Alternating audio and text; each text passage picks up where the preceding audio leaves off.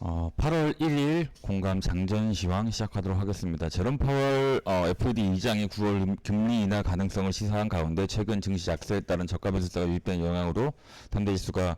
모두 상승을 했고요. FOMC 회의가 이제 금리 동결로 마무리가 됐는데 지금 이 8차례 연속 금리 동결한 게 작년 아마 7월 8월 이후로 거의 1년 동안 역사상 가장 긴 두 번째로 긴 그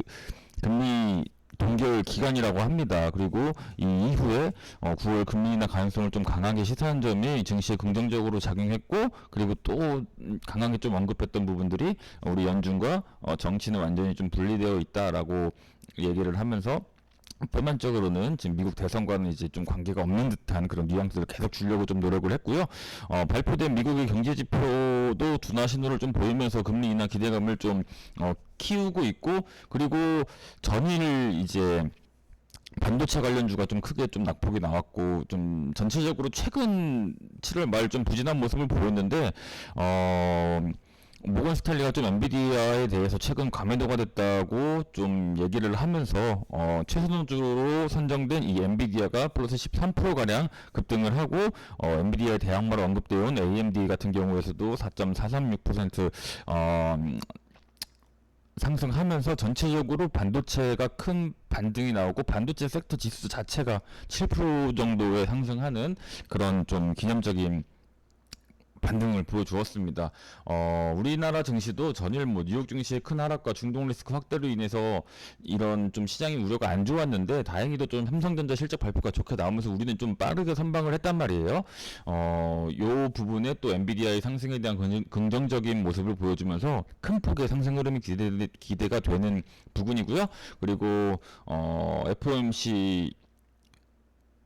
금리 인하에 대한 부분들도 여전히 좀 시장에 강하게 노출되면서 오늘은 좀 전체적으로 동반 한 2%대 정도까지는 상승하지 않을까 하는 이제 좀 기대감을 좀 보이고 있습니다. 여전히 중동 리스크에 대한 이